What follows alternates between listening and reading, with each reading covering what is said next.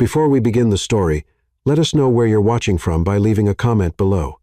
If you enjoy this video, don't forget to like and subscribe. Have a wonderful day. Enjoy the story. The words echoed through Ethan Caldwell's penthouse at 3 o'clock in the morning, a ghost of memory that had haunted him for 3 years. Sophia Hart's voice, soft and trusting, spoken on their wedding night as she lay naked in his arms, vulnerable and radiant with happiness. He'd kissed her forehead then, tasting salt from her tears of joy, and whispered back, "Forever, what a liar he'd been." The crystal tumbler exploded against the marble wall, 40 floors above Manhattan. Amber whiskey painted abstract patterns of destruction across priceless white stone. Ethan stared at the mess with empty eyes, his chest heaving from the violence of the throw. Even his rage felt hollow now, another expensive emotion in a life built on beautiful, meaningless things. At 35, he owned everything money could buy. His penthouse overlooked Central Park like a throne room, filled with art that museums coveted and furniture that belonged in magazines. His garage housed cars worth more than most people's homes. His closets contained suits tailored by masters who dressed kings and presidents. None of it meant anything without her. 3 years, 2 months, and 16 days. That's how long it had been since Sophia Hart walked out of his life, taking every ounce of genuine love he'd ever known with her. He knew the exact count, because every morning he woke up and marked another day in hell, another 24 hours of punishment for destroying the only pure thing that had ever been his. The silence in the penthouse was deafening. No humming from the kitchen where Sophia used to make Sunday pancakes, dancing in one of his shirts that hung to her thighs. No gentle laughter from the bedroom where she'd read him poetry that he'd pretended to find boring. No whispered, "I love you" in the dark when she thought he was sleeping. Just silence, just emptiness, just the echo of his own stupidity reverberating off walls that had once contained paradise. His phone lay dark on the counter, its black screen mocking him.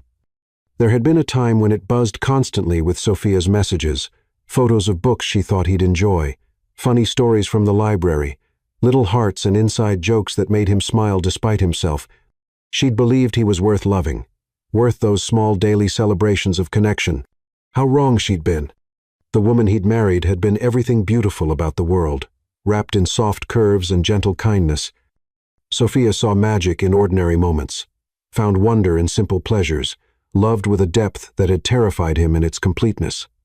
She'd make up stories about strangers in grocery stores, talk to her houseplants like old friends, cry during commercials about rescued animals. Systematically tried to kill every bit of joy in her.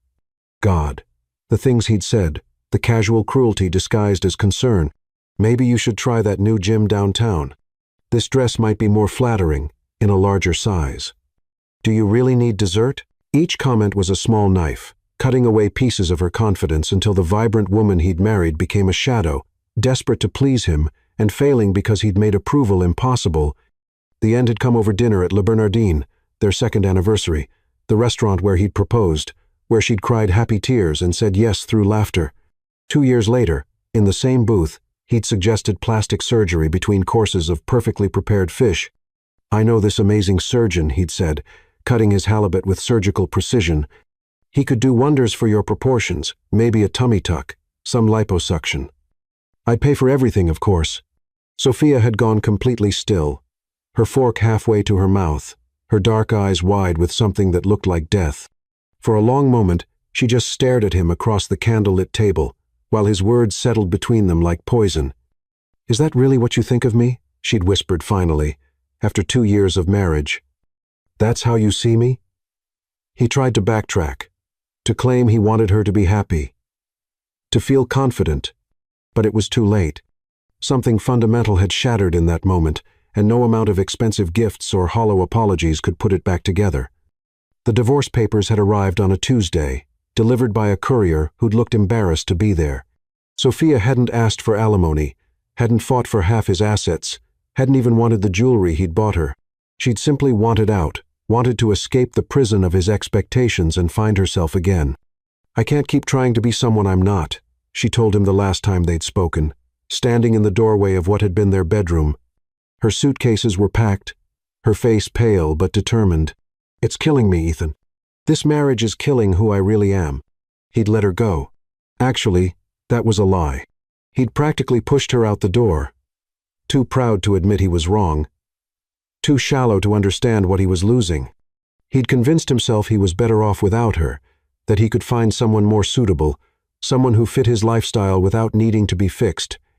The first year after the divorce, he'd thrown himself into proving that point. Models, socialites, actresses, women who looked perfect on his arm and left him feeling emptier than ever.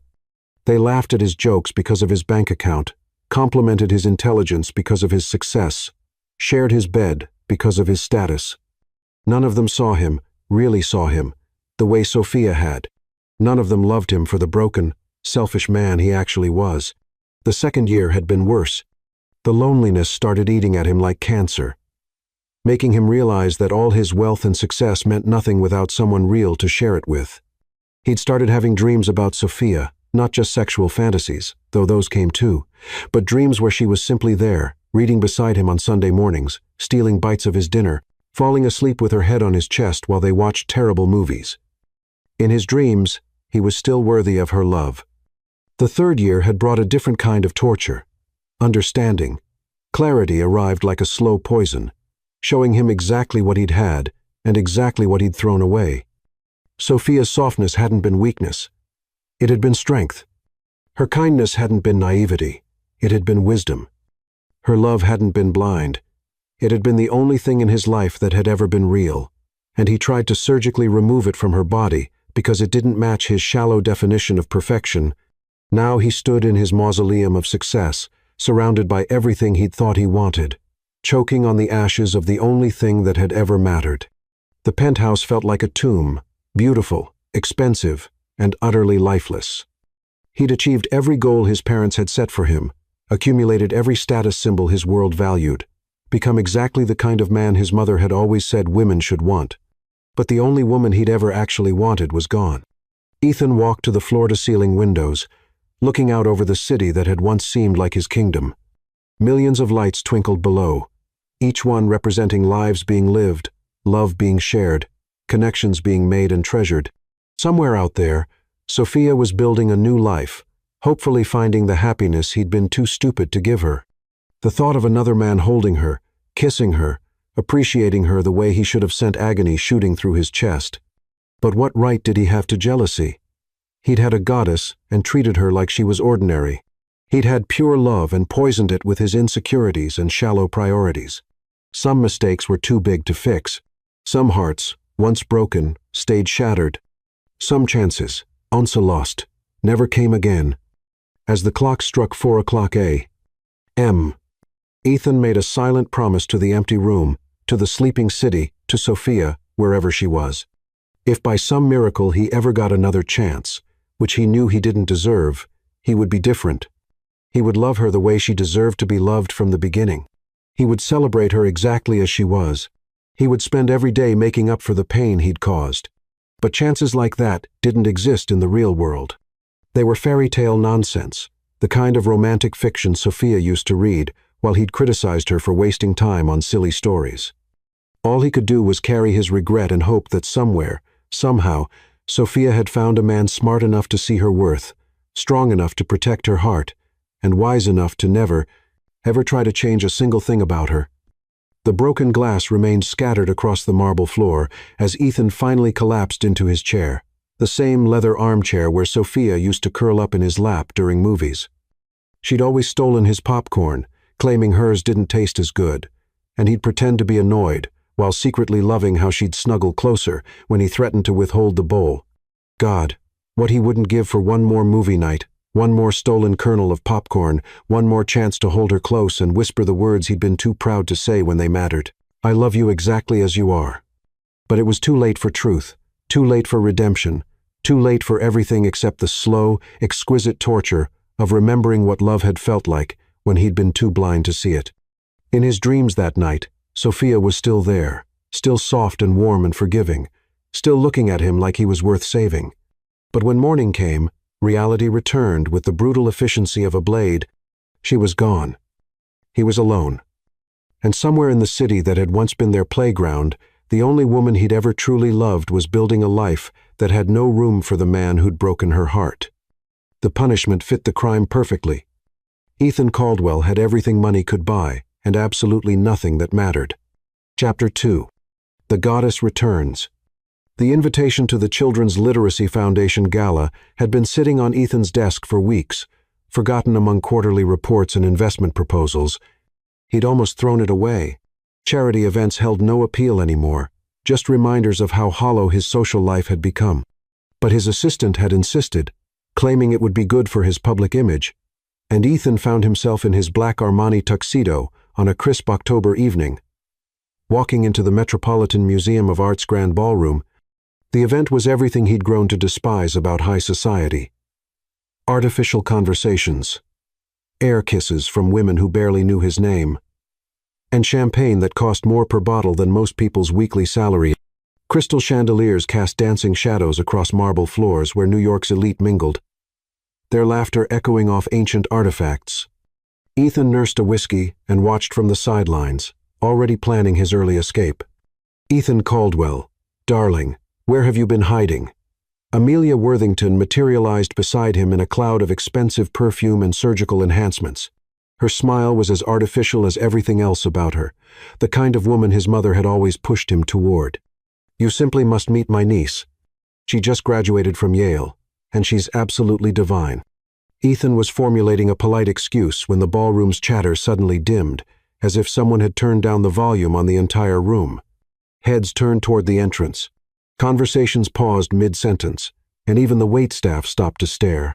Following their collective gaze, Ethan looked toward the grand staircase and felt his world tilt completely off its axis. Sophia. But not the Sophia he remembered. This woman descending the marble steps was a vision of complete transformation that made Ethan's breath catch in his throat. Gone was the soft, uncertain woman he'd divorced 3 years ago. In her place stood a figure of absolute elegance that made every other woman in the room pale in comparison. Her metamorphosis was stunning. She'd lost weight, but not in the unhealthy, desperate way she'd tried during their marriage. This was confident, radiant wellness, her figure now a perfect hourglass that the elegant emerald gown showcased beautifully. The dress hugged every curve, the silk fabric catching the light as she moved with newfound grace. Her dark hair, once styled conservatively, now fell in luxurious waves past her shoulders, framing a face that glowed with self-assurance. But it was more than the physical changes that left him speechless. Sophia moved differently now, with purpose, with self-assurance, with the kind of magnetic presence that commanded attention. Her smile was radiant as she greeted people, her laugh carrying across the ballroom like music. She wore confidence like the finest jewelry. My God, breathed Amelia beside him. Who is that stunning creature? Ethan couldn't answer. His heart was hammering against his ribs, so hard he was sure everyone could hear it. This was Sophia, his Sophia, but transformed into something beyond his wildest dreams or most tormented fantasies. She was everything he'd ever imagined she could be, everything he'd stupidly tried to force her to become. But she'd done it for herself, without him, after him. And she wasn't alone. A man approached her at the bottom of the stairs, tall, lean, with dark hair and an easy smile. He was handsome in an artistic way, wearing his tuxedo with casual elegance, and when he offered Sophia his arm, she took it with a warm smile that sent a knife of jealousy straight through Ethan's chest. Javier Moral. Ethan recognized him vaguely from the art world, a successful painter whose work graced galleries across the city. He was exactly the kind of man Sophia deserved, creative, passionate, someone who would see her as art rather than a project to be improved. As they moved through the crowd, Javier's hand resting possessively on the small of Sophia's back, people literally turned to watch them pass. She commanded attention effortlessly now, her presence filling the room in a way that made Ethan's chest ache with pride and loss in equal measure. This was the woman he'd failed to see, the goddess he'd been too blind to appreciate. Ethan found himself moving through the crowd without conscious thought, drawn to her like a moth to flame. His hands shook as he approached, his carefully practiced confidence deserting him completely. What would he say? How could he possibly explain 3 years of regret in a few words? Sophia, the sound of her name on his lips made her turn, and for just a moment, barely a heartbeat, something flickered in her dark eyes. Recognition, surprise, and something else he couldn't quite identify. But then her expression shifted, becoming politely blank, as if she were looking at a stranger. "I'm sorry," she said, her voice honey-smooth and completely controlled. "Do I know you?" The words hit him like a physical blow. She was looking directly at him with those beautiful dark eyes he'd dreamed about for 3 years, and there wasn't a trace of recognition in them. Not anger, not hurt, not even acknowledgement of their shared past, just polite confusion, as if he were any other stranger trying to make conversation at a social event.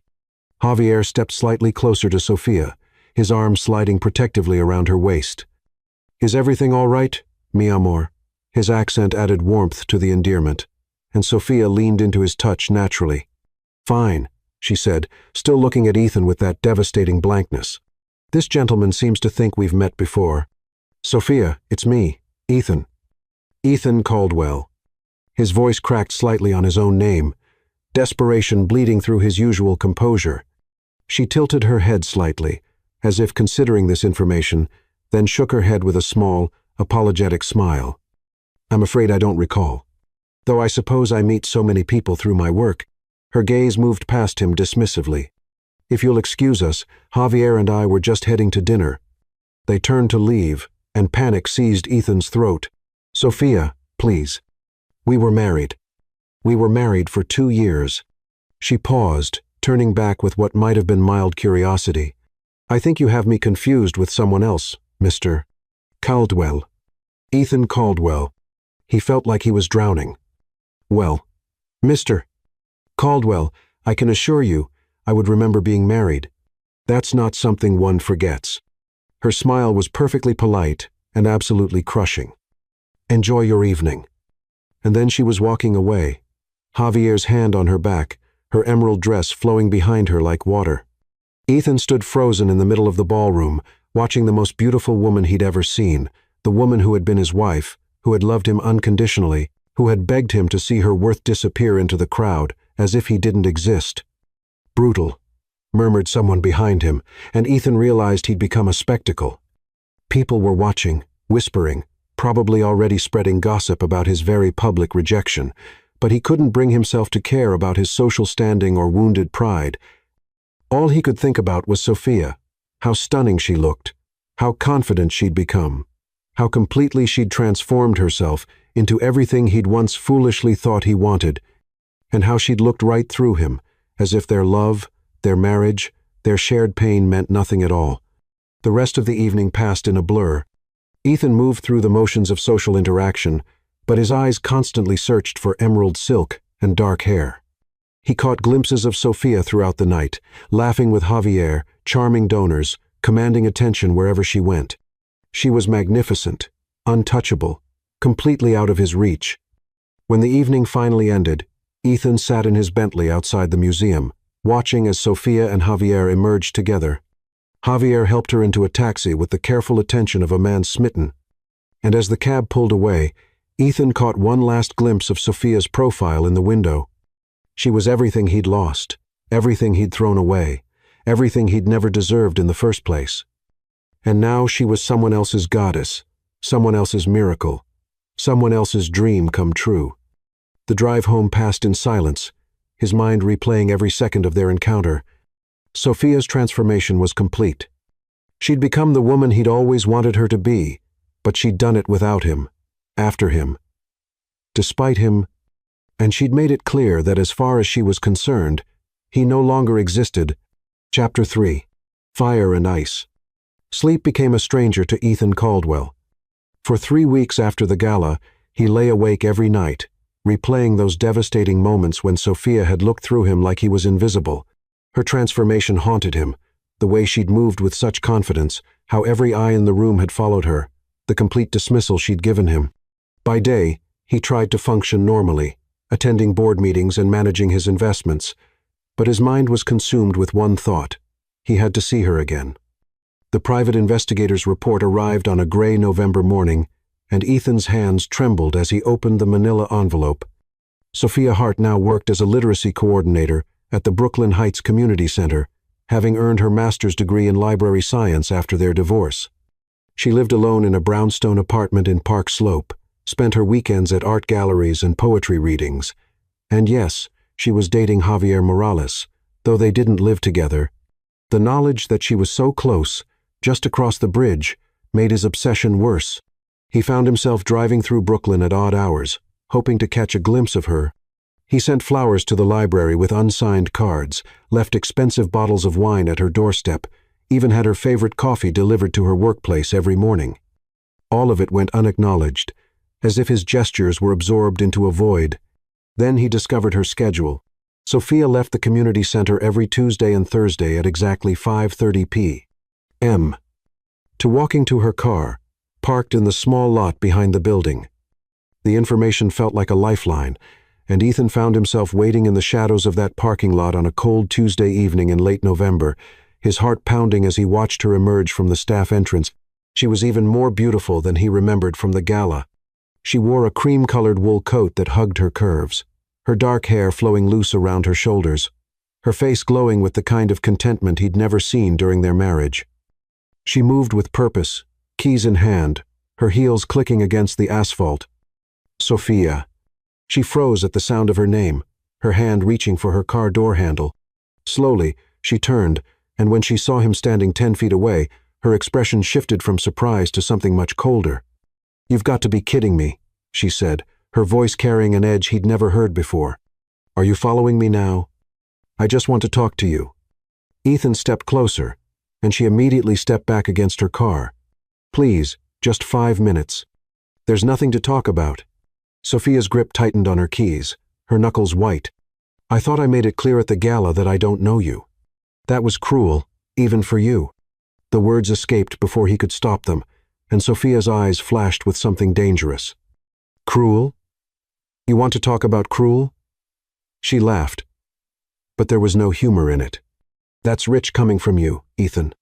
So, she did remember him. The realization sent relief flooding through his chest, followed immediately by hope. If she remembered, if she was angry, that meant she still felt something. Indifference would have been worse than hatred. "I know I hurt you," he began, taking another step closer. "I know I was an idiot, and I'm sorry." "Stop." Sophia held up a hand, but Ethan could see her chest rising and falling rapidly. "Just stop talking." But he couldn't stop. 3 years of regret came pouring out as he moved closer, backing her against the car door. "I think about you every day. Every single day, Sophia. I dream about you." "You think about me?" Her voice rose, echoing off the brick walls of the surrounding buildings. "You think about me? That's supposed to make me feel better about the way you destroyed me?" The pain in her voice hit him like a physical blow, but he pressed on, desperate to make her understand. "I was wrong about everything. I see that now. You're perfect. You always were perfect, and I was too stupid to see it." "Perfect?" Sophia's laugh was bitter. "Now I'm perfect. After I spent 2 years trying to become what you wanted, now that I've done it for myself, suddenly I'm perfect." She was right against the car now, trapped between the cold metal and his body, and Ethan could smell her perfume, something new, sophisticated, intoxicating. He placed his hands on either side of her, palms flat against the car door, not quite touching her, but close enough to feel the heat radiating from her skin. "Sophia, please," he whispered, his face inches from hers. "Just let me explain." For a moment, the anger in her eyes flickered, replaced by something that looked almost like longing. Her breath caught, and Ethan felt the familiar electricity that had always existed between them. She was so beautiful, so close. And he remembered exactly how it felt to hold her, to kiss those soft lips, to feel her melt against him. "Explain what?" she whispered back, and her voice was breathier now, less controlled. "Explain how you made me feel like I wasn't good enough? Explain how you criticized everything about me until I stopped looking in mirrors?" "I was an ass," he said, leaning even closer. The space between them was charged with tension, and he could see her pulse racing at the base of her throat. "I was shallow and stupid, and I didn't deserve you. But I've changed, Sophia. I'm not the same man." "People don't change, Ethan." But her voice was weaker now, and her eyes had dropped to his mouth. "Not really." "Then why are you breathing so fast?" He moved his right hand from the car to her face, his thumb tracing her cheekbone. "Why is your heart racing?" Sophia's eyes fluttered closed at his touch, and for a moment she leaned into his palm.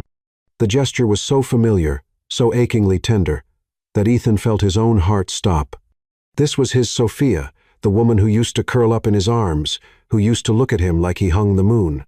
But then her eyes snapped open, filled with fury, and something that looked like betrayal, not at him, but at herself, for responding to his touch. "Don't." She grabbed his wrist and pulled his hand away from her face. "Don't you dare think you can just walk back into my life and make me feel things again." "You do feel something," he said, pressing his advantage. "I can see it in your eyes. You're not as indifferent as you pretend to be." "Indifferent?" Sophia's laugh was sharp. "I was never indifferent to you, Ethan. That was the problem. You wanted me to be less than you, grateful for whatever attention you gave me. That's not true, is it?" She pushed against his chest, but he didn't move back. "You were embarrassed by me. You cringed every time I walked into a room at your precious social events. You made suggestions about gyms and diets and plastic surgeons because you couldn't stand the thought of people knowing you'd married someone who wasn't magazine perfect. Every word was true, and they cut deeper because of it." "I was wrong," he said desperately. "I was an idiot, but I've learned." "Have you?" Sophia's eyes blazed as she looked up at him. "Or are you just saying that because now I look the way you always wanted me to look? Now that I've transformed into your ideal woman, suddenly you want me back?" The question hung in the cold air between them, and Ethan felt something crumble inside his chest. Because wasn't that exactly what had happened? Hadn't he seen her at the gala, seen her transformation, and immediately wanted her back? How was that any different from what he'd done before? "It's not about how you look," he said. But even to his own ears, the protest sounded weak. "Isn't it?" Sophia smiled, but there was no warmth in it. "Tell me honestly, Ethan, if I still looked the way I did when we were married, would you be here right now? Would you be pressing me up against this car, telling me how perfect I am?" The silence stretched between them, and in that silence, Sophia found her answer. "That's what I thought." She pushed past him, moving toward the driver's side of her car. "Stay away from me, Ethan. I mean it. I'm not the same broken woman you divorced. I won't let you destroy me again." "Sophia, wait." But she was already in her car, the engine starting with a roar. Through the windshield, he could see tears streaming down her face, and the sight made his chest ache with regret and self-loathing. As she drove away, leaving him standing alone in the empty parking lot, Ethan realized the truth of what she'd said. He had wanted her back because of how she looked now, because she'd become everything he'd once tried to force her to be. But somewhere in the pain and longing of the last few minutes, something else had awakened. The way she'd felt in his arms, the way her breath had caught when he touched her face, the way she'd looked at him with such hurt and fury that wasn't about her appearance. That was about them, about the connection that had never really died. The question was whether Sophia would ever believe that, or whether he could prove it, not just to her, but to himself. Chapter 4. Playing with Fire.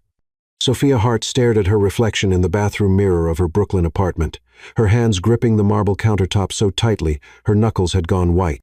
3 days had passed since the parking lot encounter with Ethan, and she still couldn't shake the memory of how her body had betrayed her. The way her heart had raced when he'd pressed close to her, the way her breath had caught when his thumb traced her cheekbone, the way every nerve ending had come alive at his proximity. It infuriated her. She'd spent 3 years building walls around her heart, transforming herself from the broken woman who'd left his penthouse into someone strong, confident, untouchable.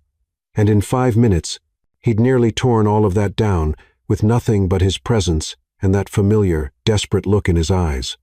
"No," she whispered to her reflection, "not again." But as she applied her lipstick, a bold red that made her feel powerful, a different kind of resolve settled in her chest. If Ethan Caldwell thought he could waltz back into her life and make her melt with a few pretty words and heated glances, he was about to learn how wrong he was. She wasn't the same pushover he'd divorced. She was a woman who knew her worth now, who understood the power she wielded, and if he wanted to play games, she'd show him exactly what he'd lost. The plan began to form that evening when Javier called with an invitation to a gallery opening in Soho. Her best friend since art school, Javier had been her anchor through the darkest days after the divorce, helping her rediscover her strength and confidence. He was gay, gorgeous, and utterly devoted to making her happy, the perfect companion for what she had in mind. "Javier, darling," she purred into the phone, already feeling more like herself. "How would you feel about helping me make my ex-husband absolutely miserable?" His delighted laughter filled her apartment. "Mi amor, you know I live for drama. Tell me everything." The gallery opening was exactly the kind of event where New York's cultural elite mingled, the perfect hunting ground. Sophia chose her outfit carefully, a form-fitting black dress that hugged every curve, stiletto heels that made her legs look endless, and hair styled in loose waves that caught the light as she moved. When she looked in the mirror, she saw a woman who could bring any man to his knees. Javier picked her up in his vintage Porsche, looking devastatingly handsome in a perfectly tailored suit. "You look like a goddess," he said, kissing her cheek. "Your ex-husband is going to lose his mind."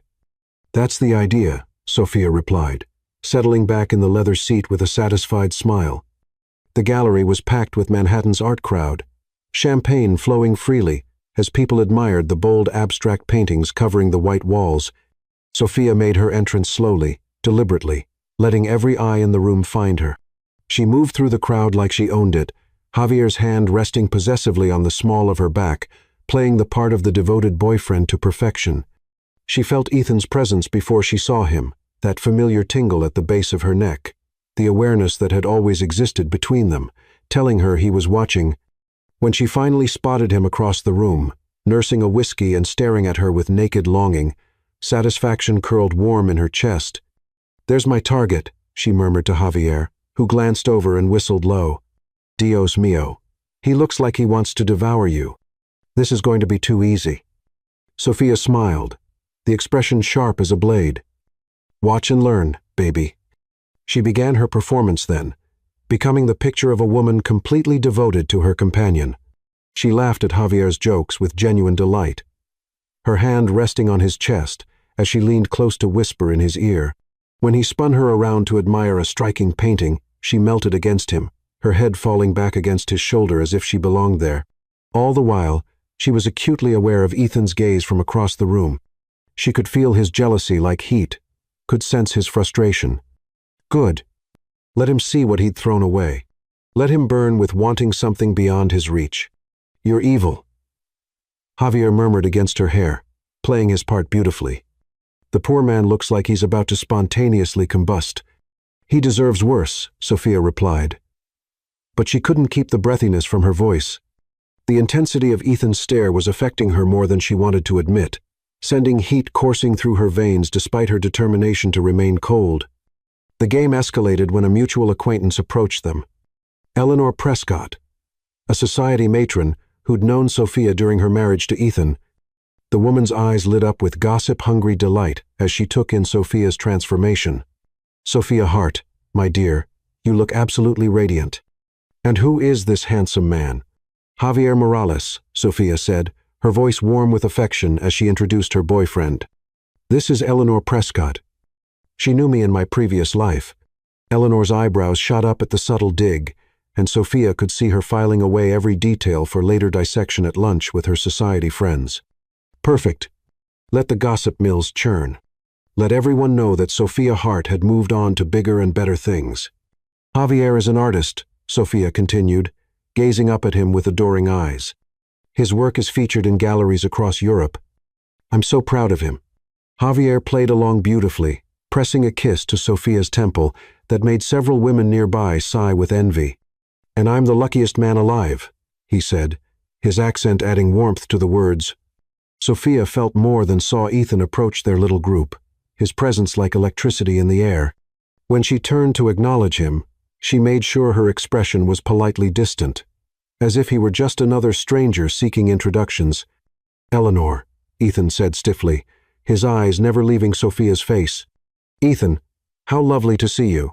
Eleanor was practically vibrating with excitement at the social drama unfolding before her. "Have you met Sophia's boyfriend, Javier?"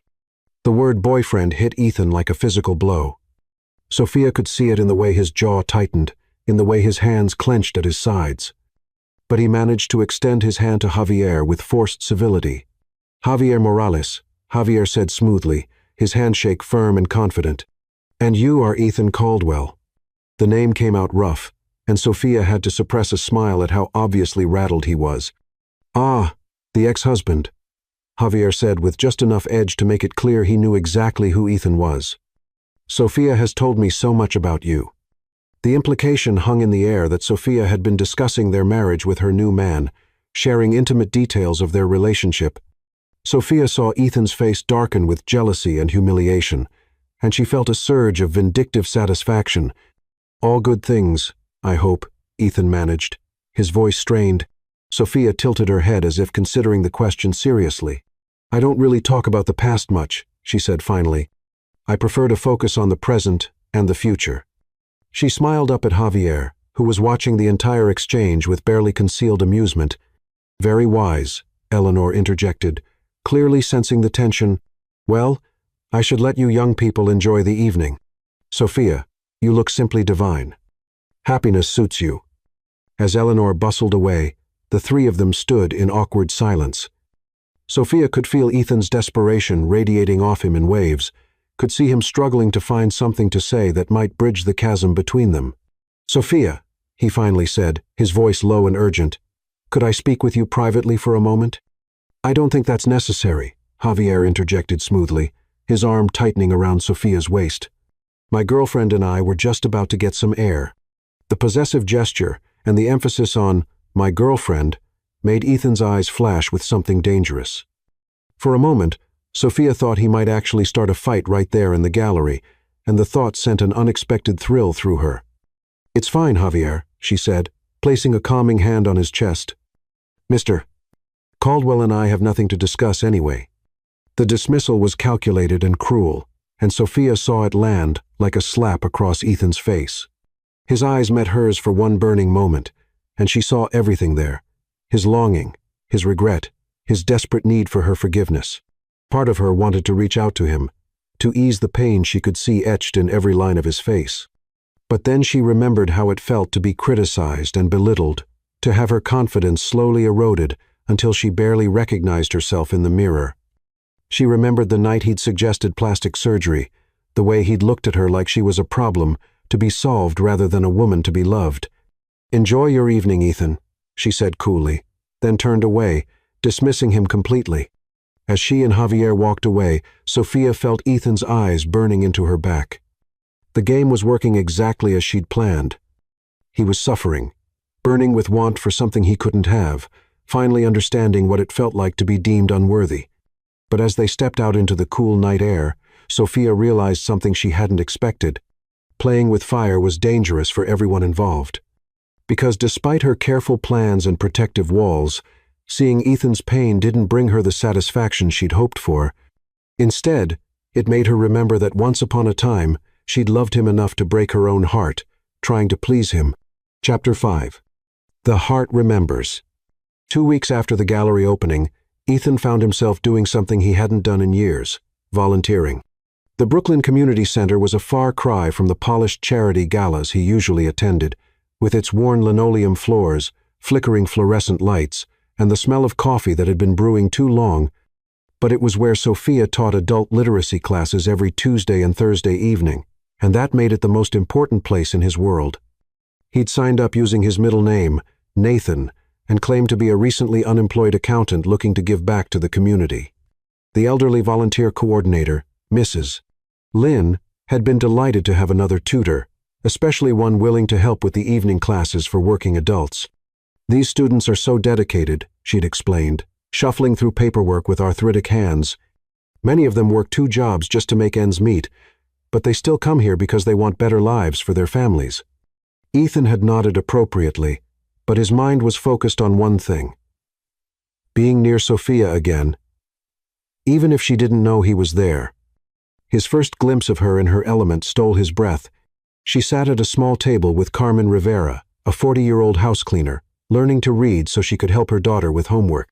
Sophia's patience seemed infinite as she sounded out words, her face lighting up with genuine joy every time Carmen successfully completed a sentence. "That's beautiful, Carmen. You're getting so much better," Sophia said, her voice warm with encouragement. "Your daughter is going to be so proud." Carmen beamed under the praise, and Ethan felt something shift in his chest as he watched this interaction from across the room. This was Sophia's true calling, not the social events or charity galas where she'd struggled to fit in during their marriage, but this quiet, meaningful work where she could make a real difference in people's lives. She wore simple, clothes-dark jeans and a soft blue sweater that brought out her eyes. But she was more beautiful than any fashion model on a magazine cover. Her face glowed with purpose and compassion, and when she laughed at something one of her students said, the sound filled the room with warmth. This was the woman he'd fallen in love with all those years ago, before his shallow priorities had blinded him to her worth. This was the woman he'd destroyed with his criticism and impossible standards. Nathan, right? Ethan startled as Sophia suddenly appeared beside his table, where he'd been helping an elderly man named George work through a basic reading workbook. Up close, she was even more devastating. Her skin glowing with health, her dark eyes bright with intelligence and kindness. Yes, he managed, hoping his voice sounded steadier than he felt. Nathan, I'm Sophia, the program coordinator. Mrs. Lynn mentioned, you're new. Her smile was professional but warm, and Ethan felt his heart hammering against his ribs. How are you finding it so far?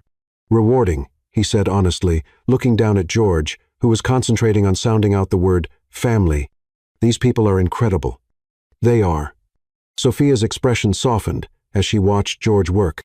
George here is 72 and decided he wanted to read the Bible from cover to cover before he passes. He's determined to do it himself, not have someone read it to him. George looked up with a grin that showed several missing teeth.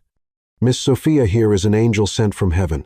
Been teaching me for 6 months now, and I can already read 3 whole chapters of Genesis by myself. George is one of our star students, Sophia said, ruffling his gray hair affectionately. The gesture was so tender that Ethan felt his throat tighten with emotion. This was who Sophia really was. Not the broken woman he'd criticized into submission, not even the confident goddess who'd dismissed him at the gallery. This was her true self, the person she became when she was helping others, when she felt valued and appreciated for her mind and heart, rather than her appearance. Well, I'll let you get back to it, Sophia said, turning to go. Nathan, if you need anything, just let me know. As she walked away, Ethan caught a hint of her perfume, something light and floral that made him think of spring mornings and new beginnings.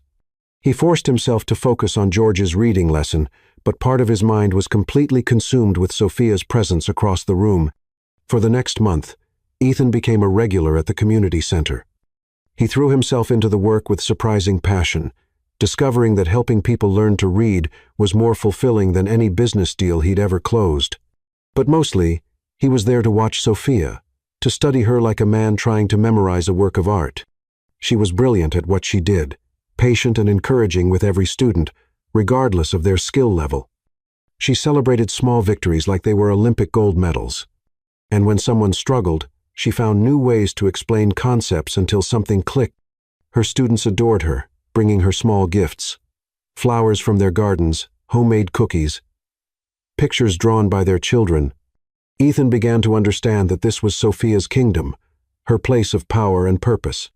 Here, she wasn't trying to fit into someone else's world. She was creating her own, building something meaningful and beautiful.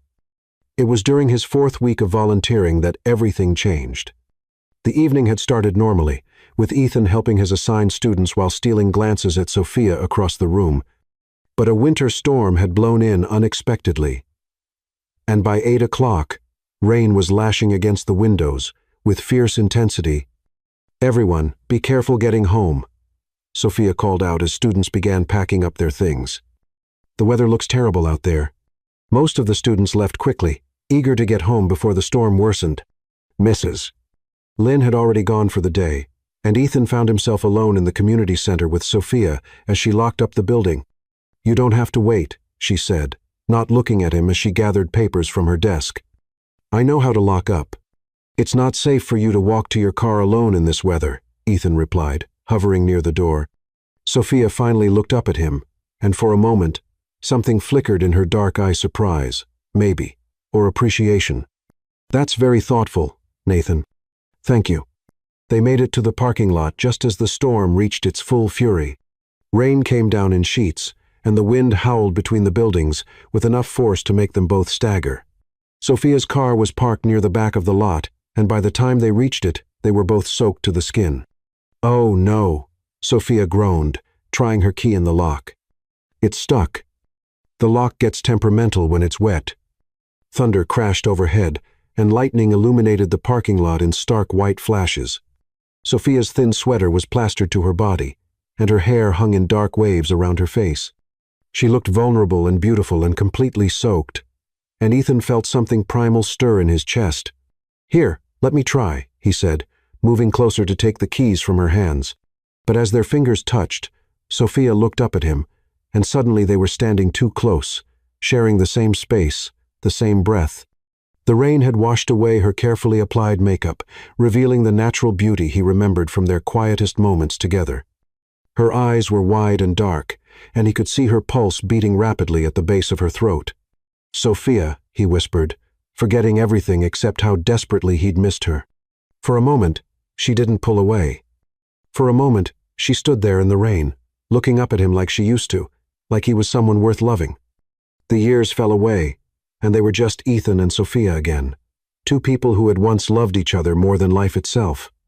And then, before he could stop himself, before common sense could intervene, Ethan cupped her face in his hands and kissed her. Sophia went rigid with shock for half a second, and then she was kissing him back with a desperation that matched his own. Her arms went around his neck, her body pressed against his, and Ethan felt like he was drowning in the taste and feel of her. She was soft and warm and perfect, and kissing her felt like coming home after years of wandering in the wilderness. This was what he'd been missing, what he'd thrown away in his arrogance and stupidity, not just her beauty or her companionship, but this. The way she felt in his arms, the way she kissed him like she was pouring her soul into his, the way their bodies fit together like two pieces of the same puzzle. But then, as suddenly as it had begun, Sophia tore herself away from him. Her hand cracked across his cheek with enough force to make his ears ring, and when he looked at her, her face was a mask of fury and pain. "How dare you?" she whispered, her voice shaking with emotion. "How dare you think you can just God? I hate you. I hate you for making me feel this again." There were tears streaming down her face, mixing with the rain, and Ethan realized with horror that he'd made her cry again, just like he always did. "Sophia, I'm sorry. I didn't mean." "Yes, you did." She was backing away from him, her car keys clutched in her shaking hands. "You meant every second of it, just like you mean all those flowers and gifts you think I don't know are from you." Ethan's stomach dropped. She knew. Of course she knew. "Stay away from me," Sophia said finally, getting her car door open. "I mean it, Ethan. Nathan, whoever you think you are now, stay away from me, or I'll get a restraining order." She slammed the car door and drove away into the storm, leaving Ethan standing alone in the empty parking lot with the taste of her kiss still on his lips and the sting of her slap burning on his cheek. But as he stood there in the rain, one thought echoed through his mind above all others. She had kissed him back. For those few precious seconds, Sophia had kissed him like she still loved him, and that gave him hope. Chapter 6. The Truth Unveiled. Sophia's hands shook as she poured herself a glass of wine. The events of the stormy night 3 days ago still burning through her mind like wildfire. She'd kissed him back. Despite everything he'd put her through, despite all her walls and defenses, she'd melted in Ethan's arms like she was still that naive woman who'd believed love could conquer all. The worst part wasn't the kiss itself. It was how right it had felt, how perfectly she'd fit against him, how her body had remembered every contour of his despite 3 years of trying to forget. She'd spent those years rebuilding herself, becoming stronger, more confident, untouchable, and in 30 seconds of rain and desperation, he'd nearly... She walked to her bedroom window, looking down at the street below, where couples strolled hand in hand in the evening light. Once, she and Ethan had walked these same streets, back when she'd believed their love could overcome anything, back when she'd thought his criticism came from caring, not cruelty. She remembered one particular evening when they'd walked through Brooklyn Heights, his arm around her waist, and she'd pointed out her favorite brownstone, with the climbing ivy and bright red door. "Someday," she'd said dreamily, "I want to live somewhere that feels like home." He'd barely glanced at the building, too busy checking his phone for stock prices. Her reflection stared back at her from the window. The woman she'd become was everything she'd dreamed of being during those dark months after their divorce. Strong, successful, beautiful. But looking at herself now, she felt a familiar ache in her chest, the same emptiness that had driven her to transform herself in the first place. Her phone buzzed with another text from Javier, her co-conspirator in the elaborate game they'd been playing with Ethan's emotions. But Sophia couldn't bring herself to read it. The game felt cruel now, petty in a way that made her stomach turn. Seeing the raw pain in Ethan's eyes after she'd slapped him had awakened something she'd thought was dead, her capacity for compassion where he was concerned. She moved to her dresser, opening the small jewelry box that held the only piece from her marriage she'd kept, not the expensive diamond earrings or the sapphire necklace he'd given her for their first anniversary, but a simple silver locket her grandmother had given her on her wedding day. Inside was a photo of her and Ethan from their honeymoon in Tuscany, both of them laughing at something he'd said, her eyes shining with pure happiness. Had that happiness been real? Or had she been so desperate for love that she'd imagined the connection between them? She traced the tiny photo with her fingertip, remembering that day. They'd gotten lost trying to find a restaurant Javier had recommended, and instead of being frustrated, Ethan had laughed and suggested they have a picnic with bread and wine from a local shop. For those few hours, he'd been the man she'd fallen in love with. Spontaneous, attentive, present. The doorbell rang, jolting her from her thoughts. Through the peephole, she saw a delivery man holding an enormous bouquet of white roses, her favorite flowers, though she'd never told Ethan that during their marriage, he'd always brought her red roses, assuming they were more romantic. The fact that he'd learned her preference now, after their divorce, felt like another small knife wound to her carefully guarded heart. She signed for the flowers mechanically, then read the card with trembling fingers. I remember everything now. The way you hummed while cooking breakfast, how you cried during sad movies even when you tried to hide it, that you preferred white roses because you said they looked like hope, the way you always saved the best bite of dessert for last, how you talked to plants like they were old friends, how you made grocery shopping an adventure by trying to guess other people's stories. I'm sorry it took me so long to really see you. The card fluttered to the floor as Sophia sank onto her couch, the bouquet forgotten in her lap. He did remember all those little details about her that she'd thought he'd never noticed, that she'd assumed were invisible to him during their marriage. The humming, she'd stopped doing that when he'd made an offhand comment about it being annoying. The way she'd nurture her small garden of houseplants, giving each one a name and personality, he'd called it childish once. Her habit of creating elaborate backstories for strangers in the grocery stores, he'd tried to share that joy with him once, and he'd looked at her like she was crazy. How long had he been watching her, studying her, learning the things he should have known when they were together? The thought both thrilled and terrified her. Did this mean he'd cared more than he'd shown? Or was this just another manipulation, another way to make her believe he'd changed? She picked up the card again, reading his words more carefully. There was something different about his handwriting, less rushed than she remembered, more thoughtful. Even his choice of words felt different, more vulnerable, less calculated. A soft knock at her door made her freeze. She knew it was him before she even looked, could feel his presence like electricity in the air. Through the peephole, she saw Ethan standing in her hallway, his hair still damp from the rain that had started falling again. His expensive suit wrinkled and somehow vulnerable looking. I know you're there, Sophia, he said quietly, his voice carrying through the heavy wooden door. Please, just let me explain about the volunteering. About everything. Go away, Ethan. But her voice lacked conviction, and they both knew it. I can't. Not until you understand that this isn't about your transformation, about how you look now. It's about who you've always been, the woman I was too blind to appreciate. Sophia pressed her forehead against the door, her heart hammering against her ribs. She could hear the desperation in his voice, the raw honesty that had been missing during their marriage. You don't get to do this. You don't get to show up and say pretty words and expect me to forgive you. I'm not asking for forgiveness. I'm asking for a chance to prove I've changed. People don't change, Ethan. Not really.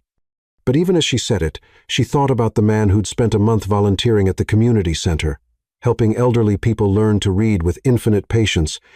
That wasn't the Ethan she'd been married to.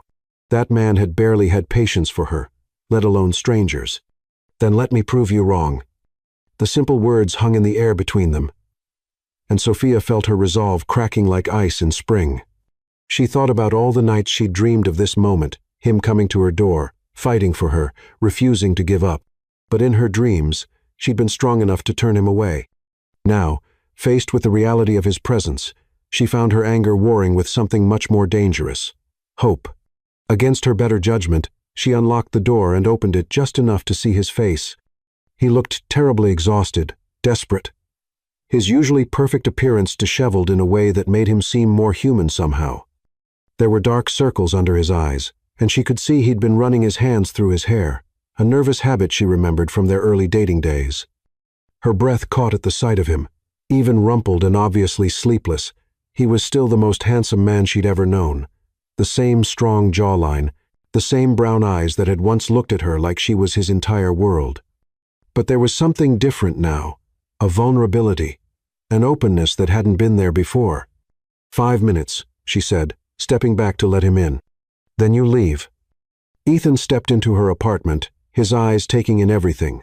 The cozy furniture so different from the sterile perfection of his penthouse, the books everywhere, the photos of her with friends and family, the life she'd built without him.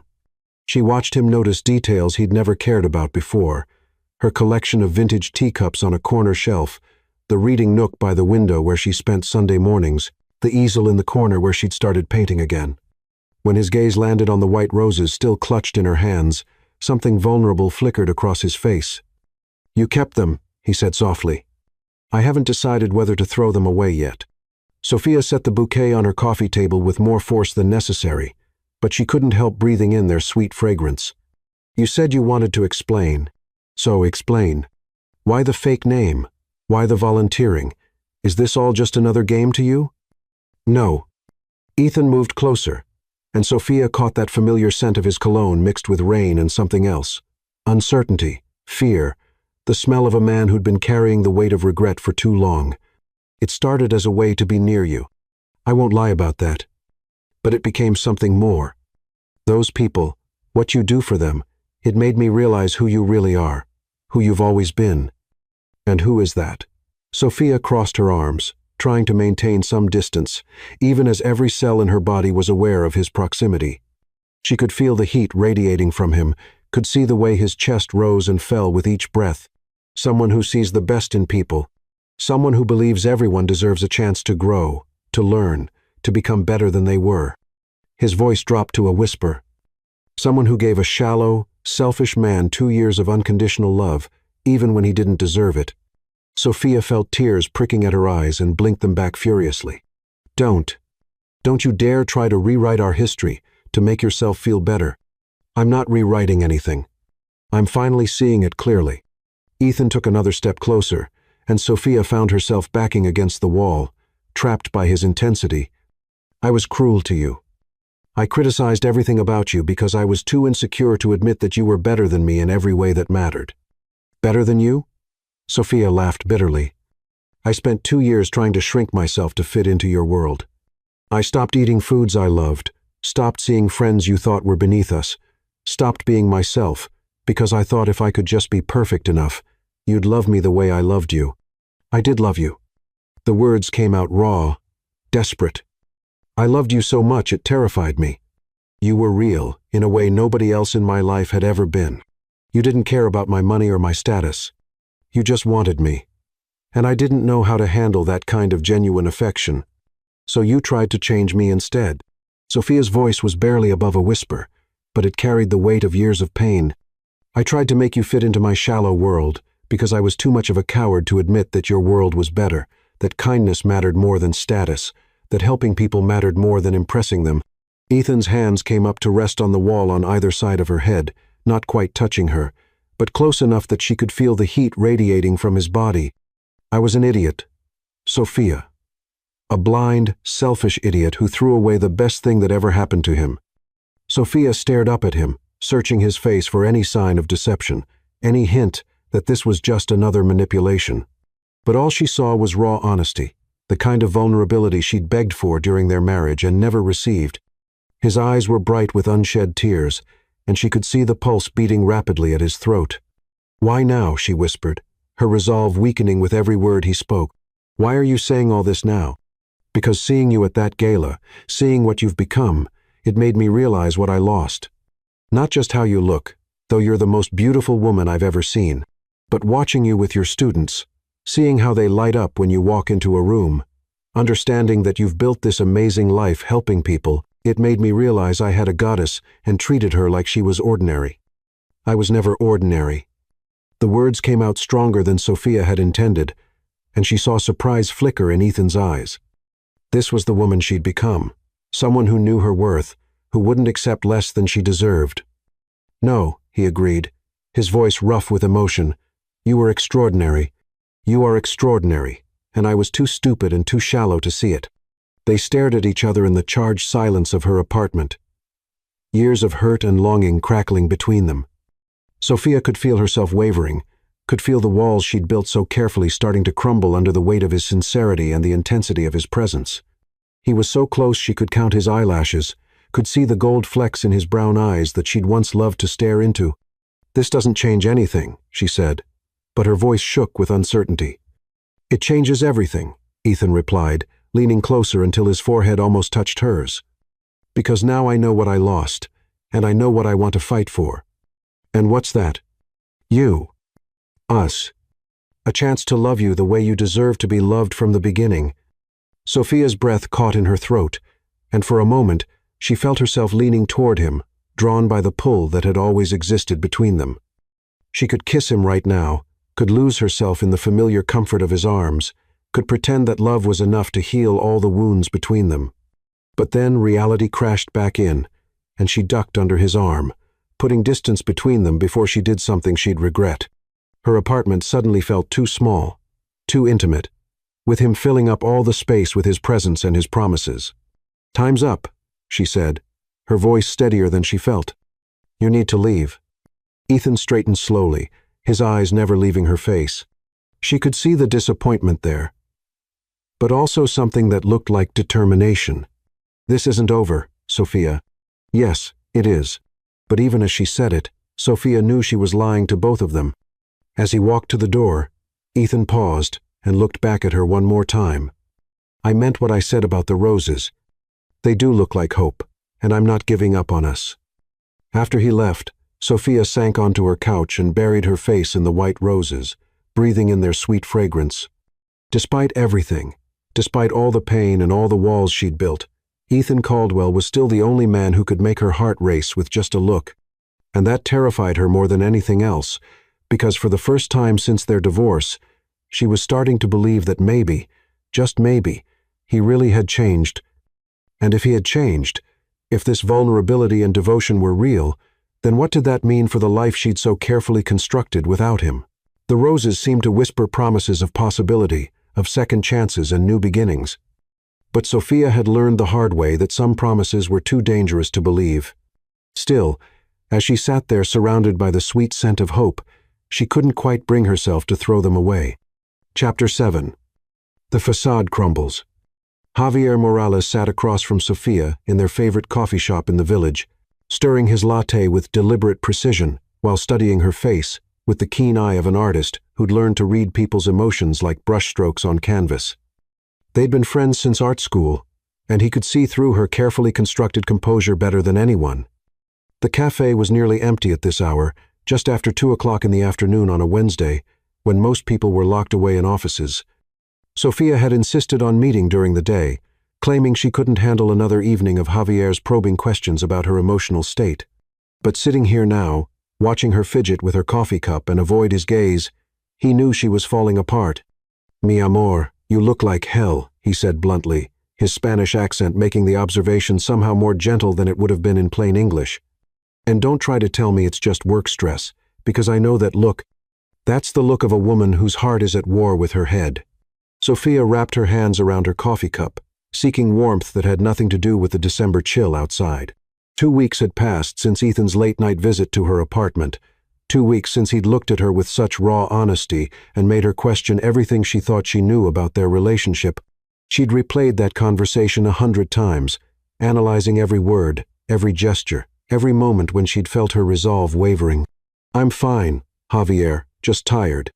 She took a sip of her cappuccino, but it tasted like ashes in her mouth. Everything tasted wrong lately, felt wrong, as if her entire world had been tilted off its axis. Mentirosa, he said with a fond smile. Liar. You forget I've seen you at your worst. Remember those first months after your divorce when you couldn't even get out of bed? This is different. This is you trying to convince yourself of something your heart doesn't believe. Sophia stared out the window at the people hurrying past on the sidewalk, bundled in winter coats and scarves, everyone rushing towards something or away from something else. She envied them their certainty, their sense of direction. Her own life felt like a ship without a compass, spinning in circles while she pretended to know where she was going. He says he's changed, she whispered, so quietly Javier had to lean forward to hear her. And you believe him? I don't know what I believe anymore. Sophia's voice cracked slightly, and she could feel tears threatening. She'd been on the verge of crying for days, her emotions so close to the surface that even commercials on television could set her off. The man who volunteered at the community center for a month just to be near me, that's not the same man I was married to. That man had patience with elderly people struggling to read. He remembered that I like white roses. He looked at me like I was precious to him, like I mattered. The words came out in a rush, and Sophia immediately regretted them. Saying it aloud made it real, made her hope real. And hope was the most dangerous thing she could allow herself to feel.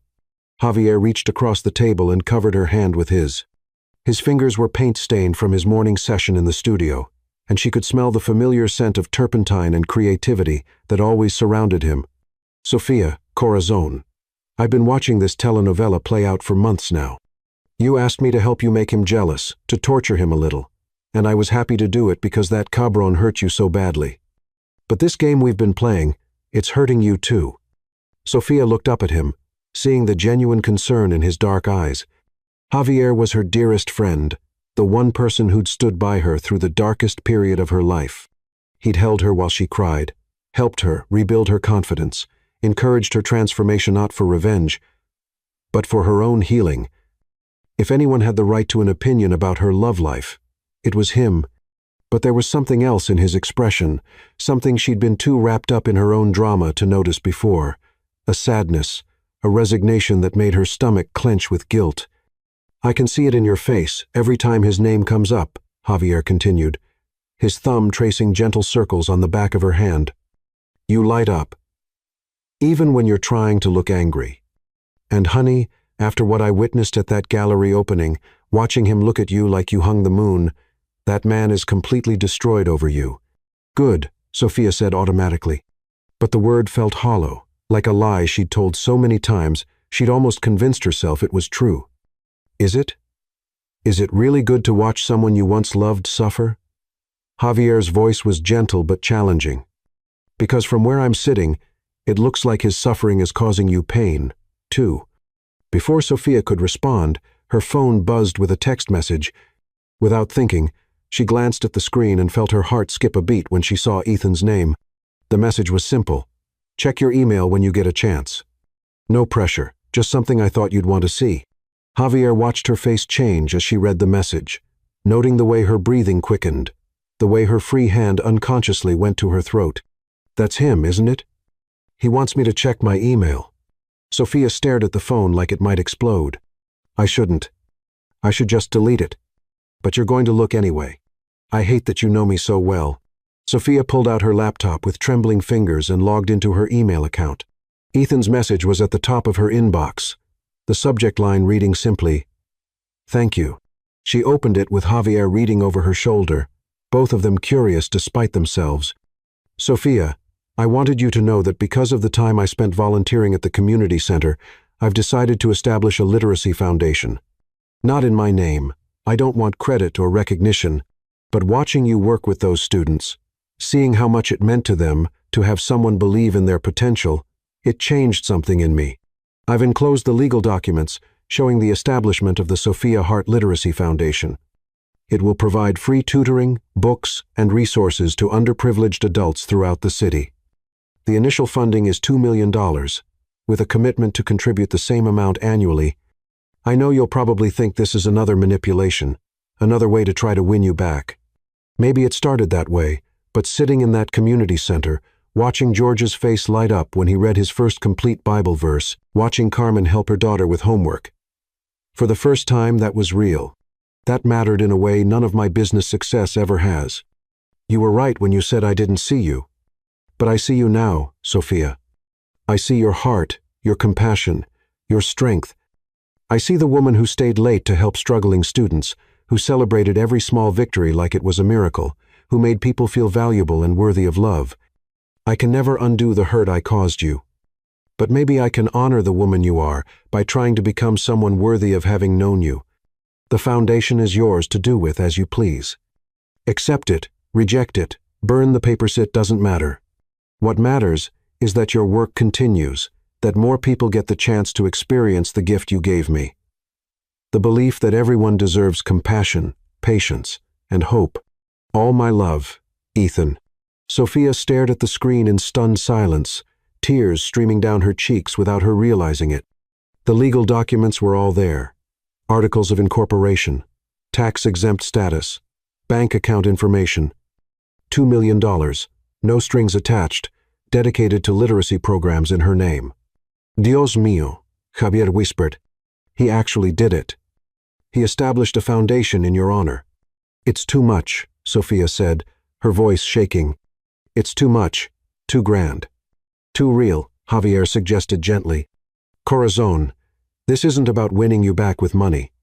This is about a man who saw what you do, what you care about, and decided to dedicate his resources to making it bigger than you could do alone. Sophia closed the laptop with trembling hands, her mind reeling.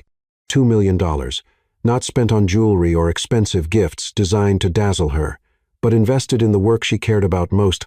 It was the kind of gesture that spoke to someone who truly understood her heart. I don't know how to process this, she admitted. Then don't. Not yet. Javier signaled the waitress for another round of coffee, giving Sophia time to collect herself. But can I ask you something? And I want you to be honest with me, and with yourself. Sophia nodded, not trusting her voice. Do you still love him? The question hung in the air between them like a challenge. Sophia opened her mouth to deny it, to claim that what she felt was just residual emotion, confusion, the pull of shared history. But sitting there in their favorite coffee shop with her dearest friend, she couldn't lie anymore. Yes, she whispered. God help me, yes. I never stopped loving him. Even when I hated him, even when I was trying to make him suffer, part of me was hoping he'd fight for me, prove that I was worth the effort. And hasn't he? This foundation, the volunteering, the way he looks at you, isn't this him fighting for you? Sophia thought about Ethan's face during their last confrontation, the raw honesty in his voice when he'd admitted his mistakes. She thought about him spending a month helping elderly people learn to read, not for recognition or tax benefits, but because it was work that mattered to her. She thought about the white roses, the small gesture that showed he'd finally learned to see her clearly. I'm scared, she admitted. I'm terrified that if I let him back in, he'll hurt me again. That this is all just an elaborate performance. And once he has me, he'll go back to being the man who criticized everything about me. Javier was quiet for a long moment, considering his words carefully. Can I tell you something?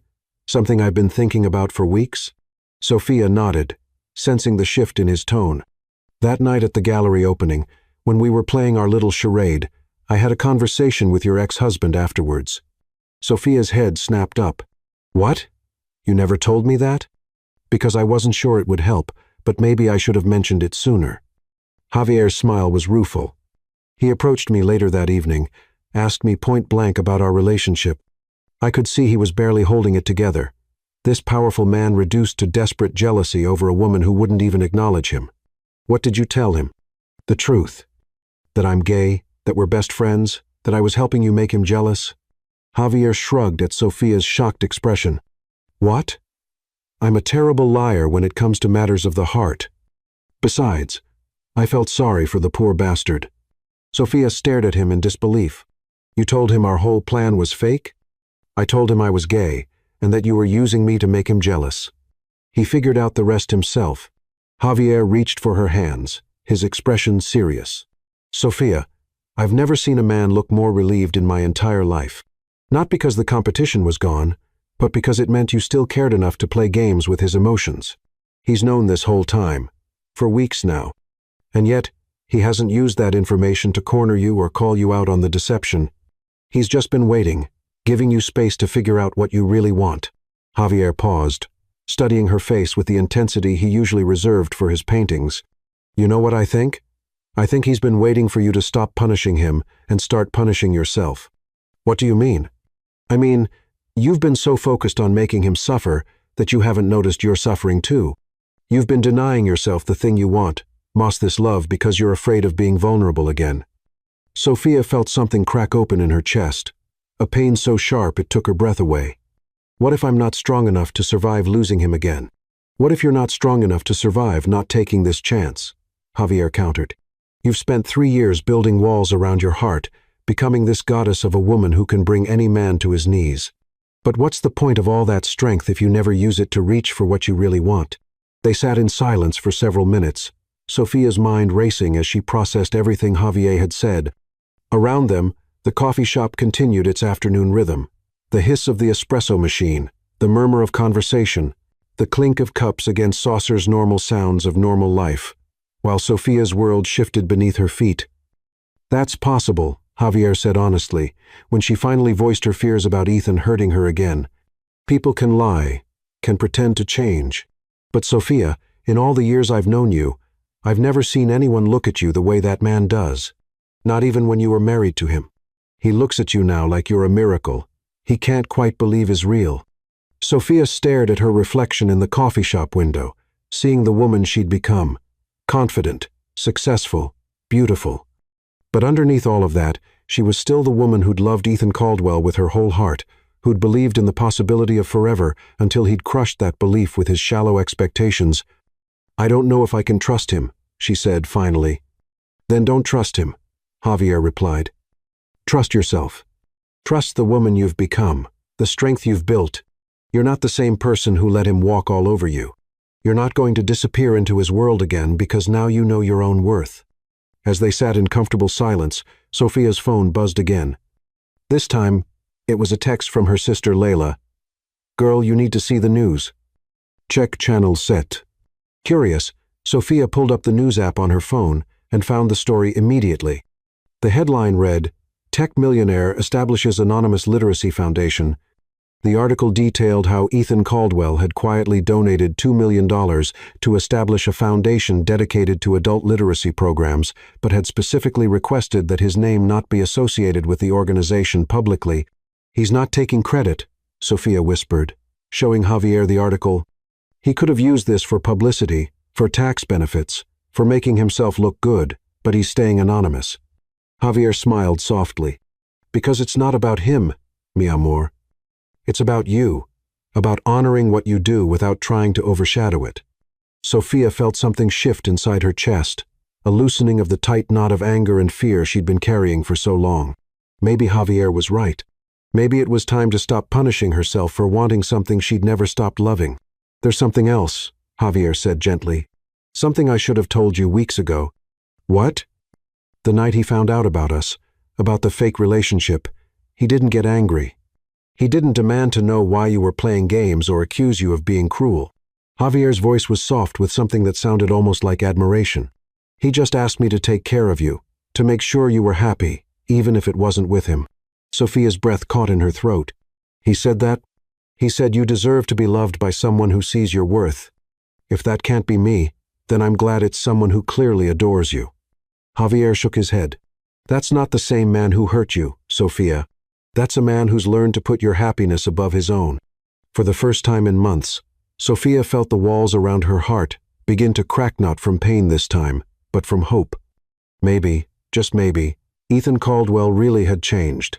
Maybe the man she'd glimpsed in that community center, patient and kind and genuinely moved by other people's struggles, was who he'd become. The question was, did she have the courage to find out?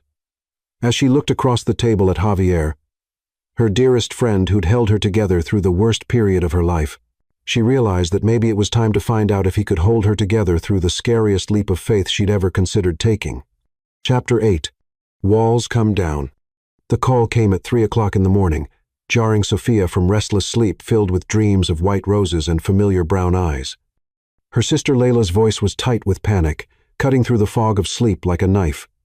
"Soph, you need to get to Brooklyn Methodist Hospital right now. It's Grandma Lily." Sophia's blood turned to ice. "What happened?" "Stroke. Mrs. Thompson found her collapsed in her apartment this evening. The paramedics think it happened sometime around dinner, but she was alone for hours before anyone found her." Lila's voice cracked. "Soph, it's bad. Really bad." Within 20 minutes, Sophia was speeding through the empty streets of Brooklyn in her Honda, her hands gripping the steering wheel so tightly her knuckles had gone white. Lily Hart had been more than a grandmother to her. She'd been a refuge during the darkest days of her childhood. The woman who taught her that love was patient and kind, that true beauty came from within. The thought of losing her now, when Sophia's own life was in such turmoil, felt unbearable. Brooklyn Methodist Hospital at 3:30 in the morning was a study in fluorescent-lit desperation.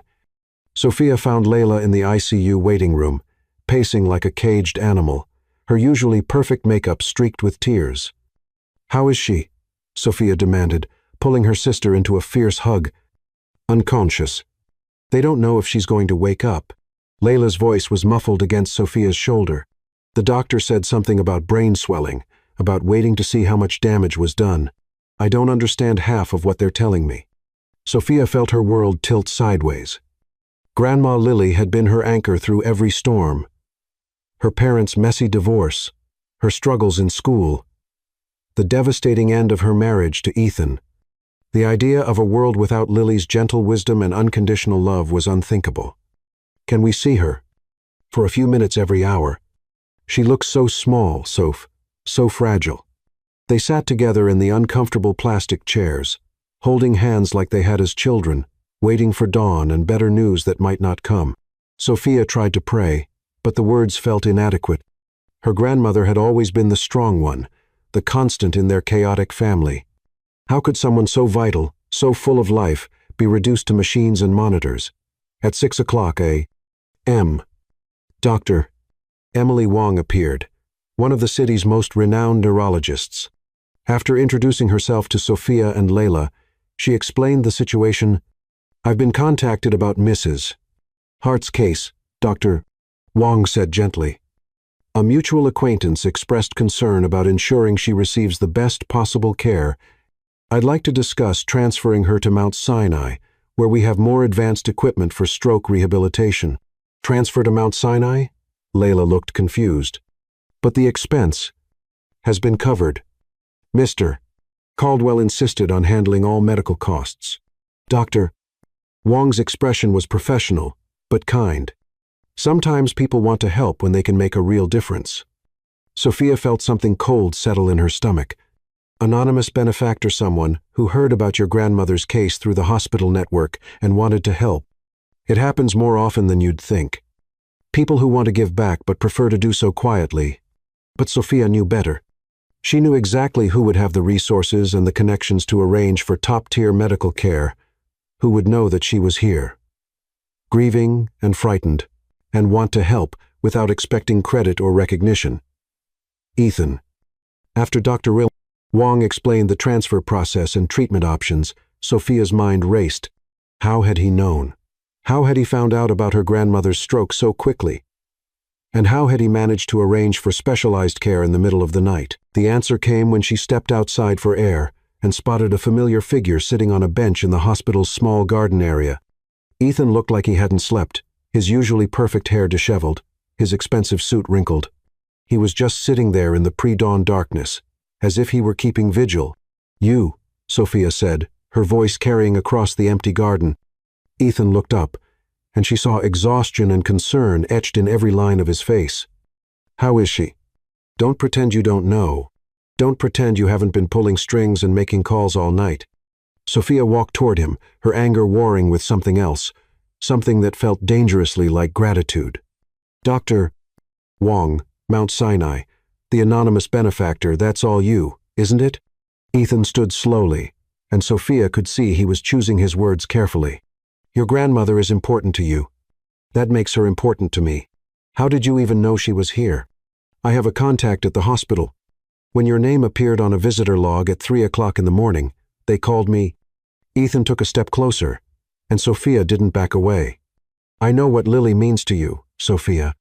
I remember how you used to light up when you talked about her, how you'd call her every Sunday without fail." Sophia felt tears burning behind her eyes. During their marriage, those Sunday calls to Grandma Lily were sacred to her, one of the few things Ethan had never criticized or tried to change. Lily had been the one person who'd seen through his polished exterior from the beginning, who'd warned Sophia gently that he didn't seem to appreciate what he had. "She never liked you," Sophia said quietly. "I know. She was right not to." Ethan's smile was sad and self-aware. "She saw what I was doing to you long before I did. Smart woman. She is smart. She's going to be fine." Sophia's voice broke on the words, betraying the fear she'd been trying so hard to contain. "She will be," Ethan said with quiet conviction. "Dr. Wong is the best in the city. If anyone can help her recover, it's Emily. You know her personally. We've worked together on other cases. Emily doesn't just take consultations for money, Sophia. She takes them when she thinks she can make a real difference." Ethan moved closer, and this time Sophia didn't retreat. "Your grandmother is going to get the best care possible, and it has nothing to do with me trying to win points with you. It's because she raised the woman I love, and I owe her everything for that." The simple declaration hung in the cold morning air between them. Sophia stared up at Ethan's face, seeing nothing but sincerity and bone-deep exhaustion. He'd been here all night, she realized, sitting in this garden, making calls, arranging care for a woman who'd never shown him anything but polite disapproval, simply because she mattered to Sophia. "Why?" she whispered. "Why are you doing this?" "Because 3 years ago, I lost the most important thing in my life through my own stupidity and cruelty. I can't change that, but I can make sure that you don't lose the most important person in yours if there's anything I can do to prevent it." The tears came then, hot and fast and unstoppable. All the fear and exhaustion and grief she'd been holding back since Layla's call crashed over her like a wave, and Sophia found herself sobbing in the hospital garden as the sun began to rise over Brooklyn.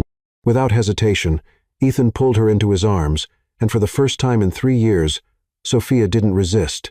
She buried her face against his chest and cried for her grandmother, for her broken marriage, for all the years of hurt and longing and stubborn pride. His arms were strong and warm around her, his hands stroking her hair with the gentle patience she remembered from their best moments together. "She's all I have left," Sophia sobbed against his shirt. "My parents are gone. You're gone. And if I lose her too—" "You won't lose her," Ethan said fiercely, his voice rough with emotion. "And you haven't lost me, Sophia. I'm right here. I'm not going anywhere." Sophia pulled back enough to look at him, seeing her own tears reflected in his brown eyes. "Why are you being so good to me when I've been so cruel to you?" "Because I love you," he said simply, cupping her face in his hands. "I've never stopped loving you, even when I was too stupid to show it right, even when I was trying to fight for you, when you needed me to." For a moment, they just stood there in the hospital garden, looking at each other as the world woke up around them. Sophia could see her own longing reflected in Ethan's eyes, could feel the pull that had always existed between them, drawing her closer despite all her careful defenses. "Ethan," she whispered. And his name on her lips sounded like a prayer. "I know," he said, his thumb tracing her cheekbone where tears still glistened. "I know you're not ready to trust me. I know I have to earn it. But Sophia, I swear to you, I will spend the rest of my life proving that I'm not the man who hurt you, that I'm worthy of the love you gave me." And then, before fear or logic could intervene, Sophia rose on her tiptoes and kissed him not with the desperate passion of their encounter in the rain, but with something deeper, tenderness, gratitude, and the first fragile shoots of hope returning to life. This time, when Javier appeared at the hospital an hour later to offer support, Sophia didn't pull away from Ethan's arms.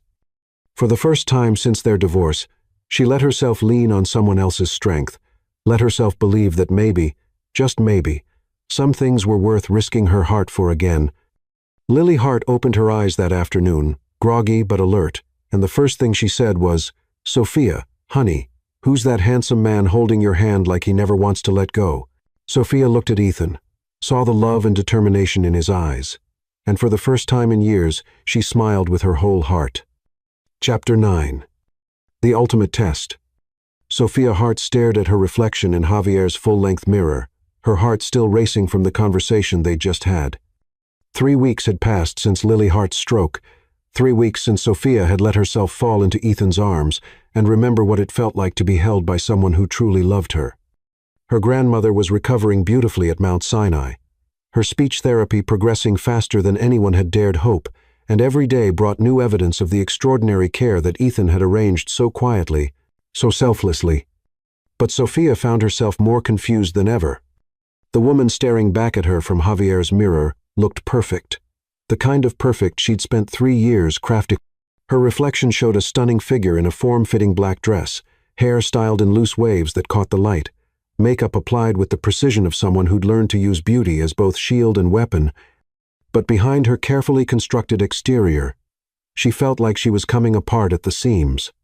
She sat in Javier's art studio on a Friday evening, watching him put the finishing touches on a canvas that swirled with colors she couldn't name, passionate reds bleeding into hopeful golds, dark blues softening into gentle lavenders. His art had always been emotional, but lately his paintings seemed to pulse with a kind of bittersweet longing that made her chest ache. The studio smelled of turpentine and possibility. Canvases lining the walls in various stages of completion. Some showed abstract expressions of joy and pain. Others captured moments of raw human emotion that made Sophia's heart clench with recognition. Javier's art had always been a mirror to his soul, and lately that soul seemed to be reflecting her own inner turmoil.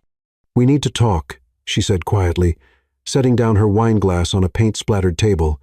Javier didn't look up from his painting, but she saw his shoulders tense slightly. He'd been expecting this conversation for weeks, she realized. The way he looked at her lately, with something that seemed almost like pity mixed with love, had become impossible to ignore. "I know, mi amor. I've been waiting for this conversation.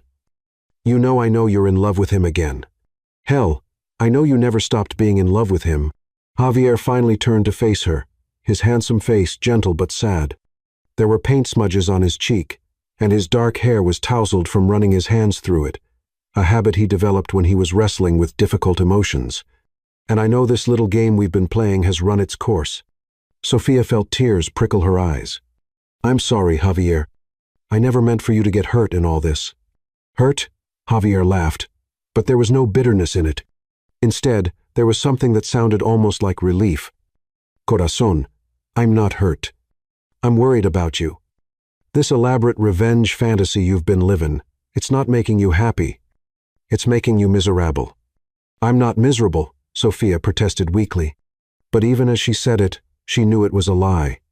She'd been walking around in a fog of confusion and longing for weeks, jumping every time her phone buzzed, disappointed when it wasn't Ethan's name on the screen.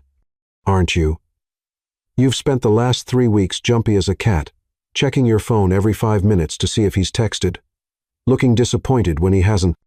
You light up whenever someone mentions his name, even when you're trying to look annoyed." Javier set down his paintbrush and moved to sit beside her on the worn velvet couch that had seen them through countless conversations over the years. "Honey, you're not getting revenge anymore. You're torturing yourself." Sophia stared down at her hands, knowing he was right. The manicured nails, the expensive rings, the carefully maintained perfection, it all felt like a costume she was wearing for a play that had long since ended. "What if he hurts me again? What if he doesn't?" Javier countered gently. "What if this time he really has changed? What if you're letting fear keep you from the love you've always wanted?" The question hung between them in the paint-scented air, heavy with possibility and terror in equal measure. Sophia thought about the man who'd sat vigil in a hospital garden, who'd arranged for her grandmother's care without seeking credit, who'd established a literacy foundation in her name, simply because he'd seen what mattered to her heart. "I don't know if I'm brave enough to find out." Javier was quiet for a long moment, mixing colors on his palette with steady hands. She watched him work, remembering all the times he'd painted through his own heartbreak, when his ex-boyfriend had cheated, when his parents had disowned him for being gay, when his first gallery showing had been a disaster. Art had always been his way of processing emotions too big for words. "Can I tell you something? Something I probably should have told you months ago?" Sophia nodded, sensing the shift in his tone. That night at the gallery opening, when we were playing our little charade, I had a long conversation with your ex-husband afterwards. Not just the brief exchange I mentioned before, but a real conversation. Sophia's head snapped up. What? You told me you only talked to him for a few minutes. Because I didn't want to interfere with your plans for revenge, but maybe I should have been more honest with you.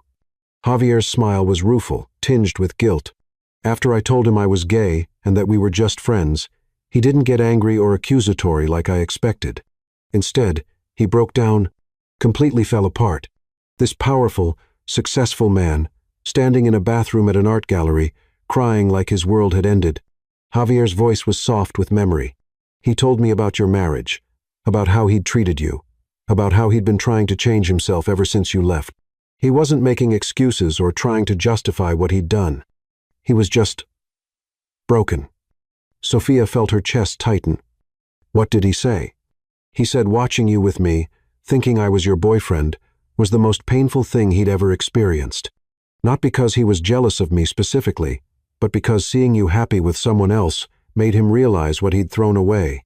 Javier reached for her hands, his own paint-stained fingers gentle against her skin. But you know what the most heartbreaking part was? He said he hoped you were happy, even if it destroyed him. He said you deserved to be loved by someone who saw your worth from the beginning. Sophia's breath caught in her throat. This wasn't the Ethan she remembered from their marriage, the man who'd always put his own needs first, who'd never considered her feelings when making decisions that affected them both. He's known about our fake relationship for weeks now, Javier continued. And yet, he hasn't used that information to corner you or expose the deception. He's just been waiting, giving you the space to figure out what you really want. He's been waiting for me to be ready, Sophia whispered, finally understanding. Exactly. And Corazon, I think he'd wait forever if that's what you needed. But the question is, how long are you going to keep punishing both of you for mistakes he's trying so hard to make up for? Sophia stood up abruptly, pacing to the window that overlooked the street below. The evening was crisp and clear. Couples walking hand in hand under the streetlights, everyone else living their lives while she remained frozen in indecision. What if I'm making a mistake? Then you'll survive it. You're strong enough now to survive anything. Javier joined her at the window, his reflection visible beside hers in the glass. But Corazon, what if you're not making a mistake? What if this is your second chance at the kind of love most people never find even once? The words hit her like a physical blow because they echoed the thoughts she'd been trying to suppress for weeks. Every logical part of her said that Ethan would hurt her again, that people didn't really change, that she was setting herself up for another devastating heartbreak. But her heart whispered something different. That the man who'd volunteered anonymously at her community center, who'd established a foundation in her name, who'd sat in a hospital garden all night waiting for news about her grandmother, wasn't the same man who'd asked her to get plastic surgery.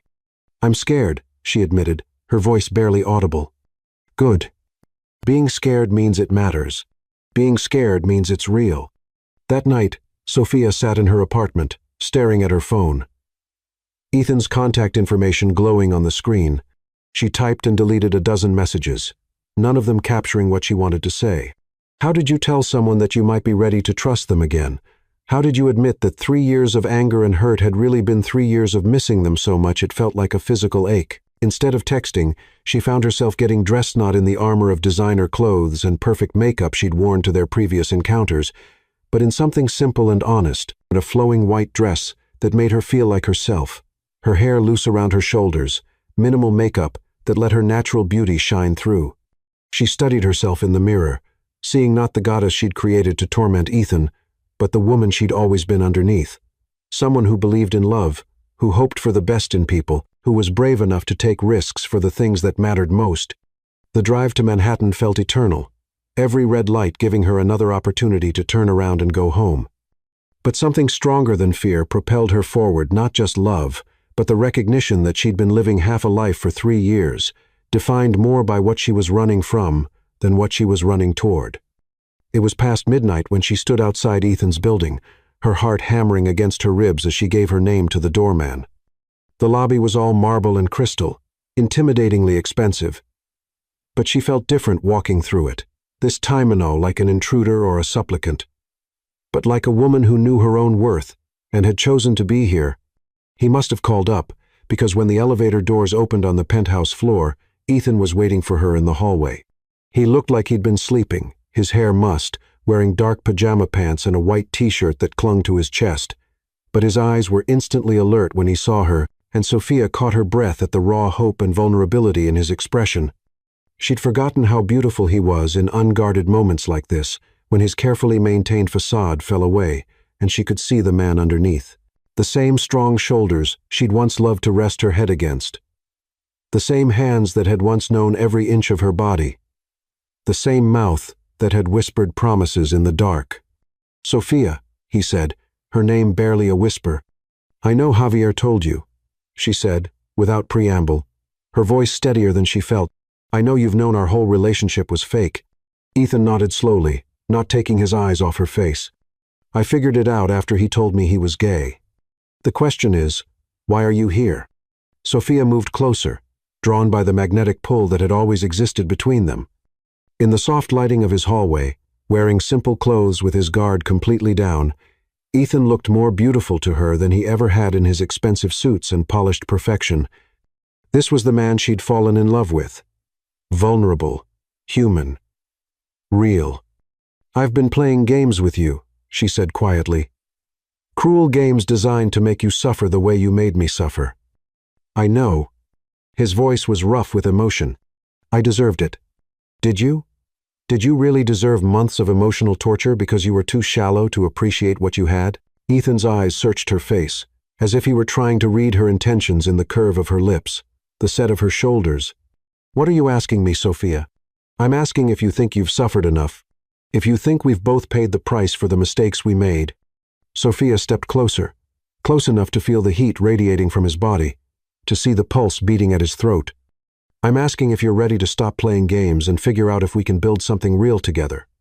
"I've been ready for that since the moment I saw you at the gala," Ethan said, his hands trembling as he reached up to cup her face. "I've been waiting for you to be ready." "I'm scared," Sophia admitted, leaning into his touch despite herself. "I'm terrified that you'll break my heart again." "Then don't give it to me all at once," Ethan said, his thumbs tracing her cheekbones with reverent gentleness. "Let me earn it back, piece by piece. Let me prove that I'm not the man who hurt you." They stood there in his hallway, foreheads touching, breathing the same air, balanced on the knife's edge between past and future. Sophia could feel herself wavering, could feel the walls around her heart crumbling under the weight of his sincerity and her own desperate longing. She thought about Javier's words, about being brave enough to reach for what she wanted. She thought about her grandmother recovering in the hospital because of Ethan's quiet intervention. She thought about the Literacy Foundation, about all the people who would be helped because he'd seen what mattered to her heart. But she wasn't ready to surrender yet, not completely. If Ethan really had changed, if this devotion and patience were real, then he would understand what she needed from him. "Chase me, Ethan Caldwell," she whispered, then stepped back from his touch before she could lose her nerve. "If you want me back, you're going to have to pursue me. Court me. Show me every day that I'm worth the effort." Ethan's eyes blazed with something that looked like joy, mixed with determination. She could see him understanding the challenge, accepting it, embracing it even. This wasn't a rejection. It was an invitation to prove himself. "For how long?" he asked, his voice steady despite the intensity burning in his eyes. Sophia smiled, the expression holding all the challenge and promise in the world. She felt powerful in that moment, not because she was denying herself to him, but because she was finally taking control of her own story. "Until I believe you'll never give up on us again." And then she walked away, leaving him standing in his doorway with his heart in his eyes and hope burning bright in his chest.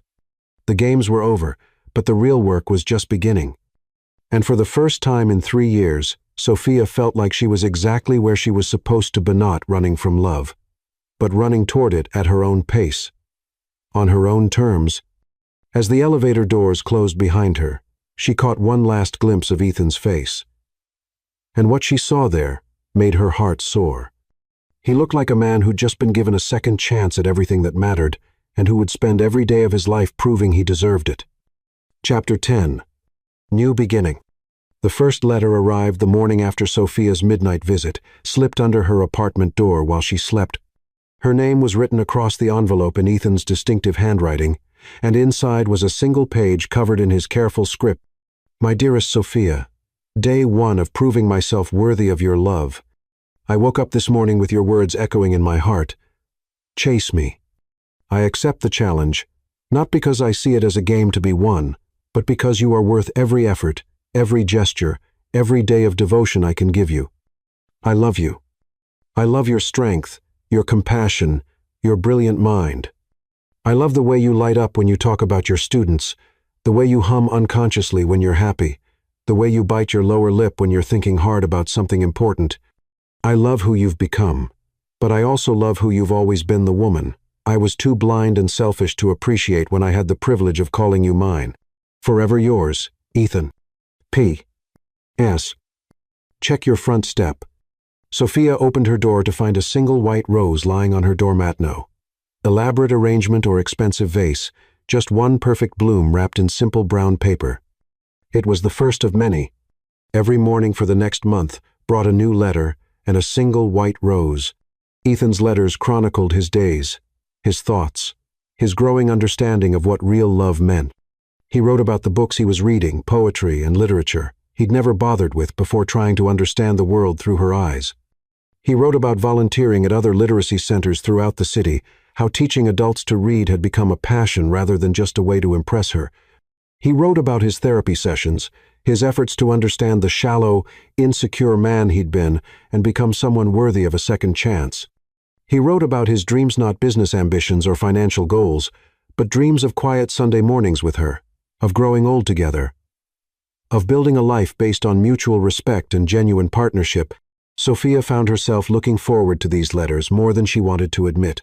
They revealed a depth to Ethan she'd never known existed, a vulnerability he'd never shown during their marriage. This wasn't the polished, successful businessman trying to win her back with grand gestures. This was a man laying his soul bare, offering her his authentic self without pretense or protection. The roses found their way into every room of her apartment. She couldn't bring herself to throw them away, and soon her home looked like a garden of hope and possibility.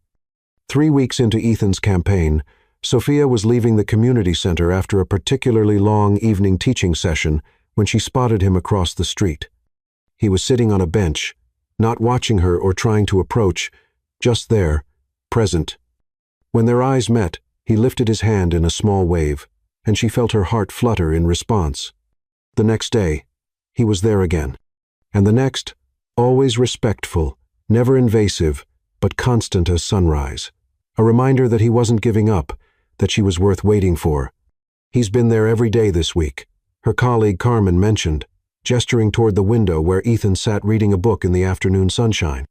That's either incredibly romantic or slightly concerning, and I'm leaning toward romantic. Sophia looked out at him, noting the casual clothes so different from his usual expensive suits, the relaxed way he sat absorbed in what appeared to be a book of poetry. He's not stalking me. He's courting me. And how do you feel about being pursued? Sophia considered the question seriously. During their marriage, Ethan had never pursued her. He'd assumed her love was a given, something he could take for granted while he focused on other priorities. This daily presence, these letters and roses, this patient devotion, it was everything she'd dreamed of during their darkest moments together. I feel cherished, she admitted. That evening, Sophia did something she hadn't done in weeks. She called Ethan.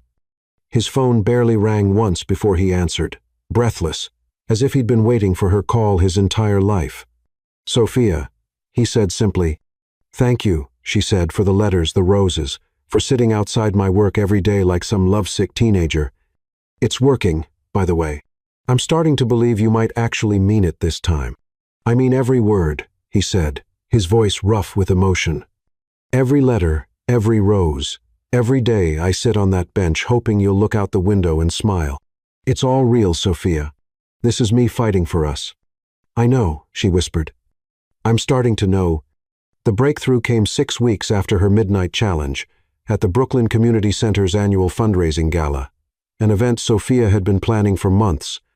She'd thrown herself into the work, determined to make it a success despite her emotional turmoil. The evening was everything she'd hoped for, and more. The center's main hall had been transformed with twinkling lights and flowing fabric. books incorporated into the decorations as if knowledge itself was being celebrated. Local authors read excerpts from their work. Literacy students shared their success stories. And the community came together to support something that truly mattered.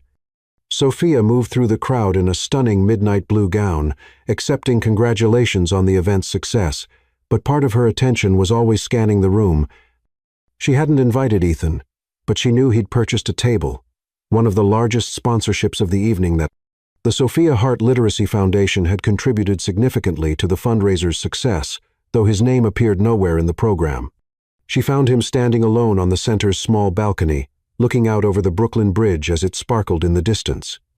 He wore a perfectly tailored black tuxedo, but somehow he looked different, more relaxed, more genuine than she'd ever seen him at formal events. "Hiding from the party?" she asked, stepping out onto the balcony beside him. Ethan turned, and when he saw her, his breath caught audibly. "You look absolutely breathtaking," he said simply, without the practiced charm she remembered from their marriage. "But then, you always do." "Thank you for the sponsorships," she said. "The foundation's contribution made this evening possible." "The foundation is yours, Sophia. You don't need to thank me for what's already yours." Ethan moved closer, close enough that she could smell his cologne mixed with the cool night air. "How are you feeling about tonight?" "About everything?" Sophia looked out over the city they both loved, the bridges and lights and endless possibilities stretching before them. "I feel like myself again," she said honestly. "For the first time in years, I feel like I know who I am and what I want to." "And what do you want to?" Sophia turned to face him fully, seeing all the love and hope and patient devotion in his brown eyes. This man had spent 2 months proving his worth to her, not with expensive gifts or grand gestures, but with consistency, honesty, and the kind of quiet determination that spoke to something deep in her soul. "I want to dance," she said, extending her hand to him. Ethan took her hand with the reverence of a man receiving a sacred gift and led her back into the gala, where soft music was playing for the few couples who'd chosen to dance rather than mingle. But instead of joining them on the makeshift dance floor, he led her to a quiet corner where they could move together without an audience.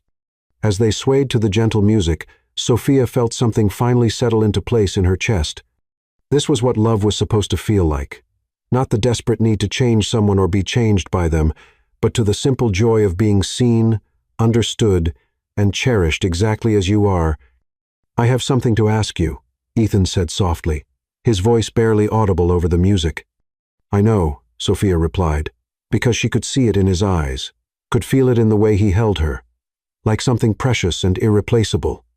"Will you marry me again?" he asked, producing a simple, elegant ring from his pocket, not the massive diamond he'd given her the first time, but something classic and timeless that spoke of partnership rather than possession.